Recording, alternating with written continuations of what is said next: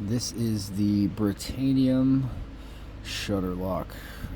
It's a copper lock wrapped in hardened steel to provide cut resistance.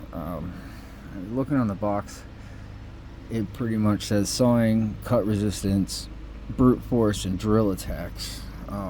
This can be raked.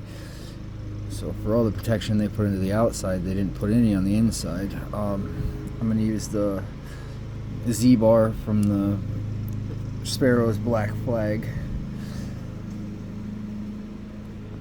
dimple pick set, light tension.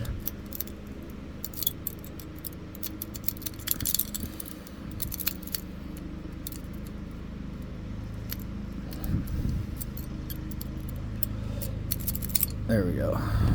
So it can be raked very easily. Get that out of the way. So I'm gonna reset it, and then I'll go ahead and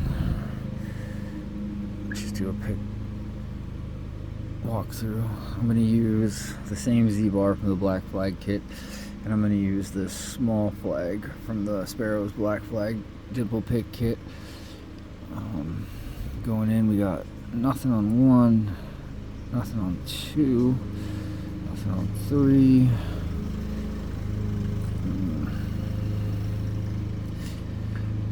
4 is binding.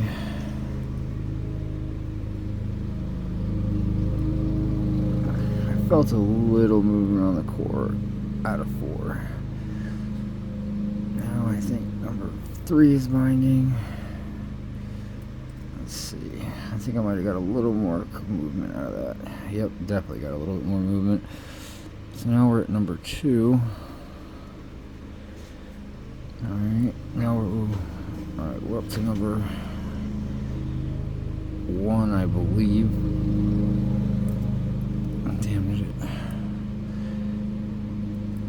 Alright, so now let's see what we're stuck on.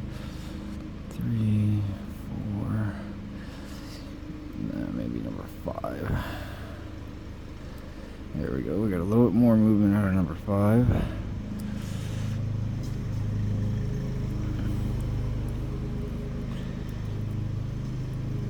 Now I gotta go back to number 4. Feels like.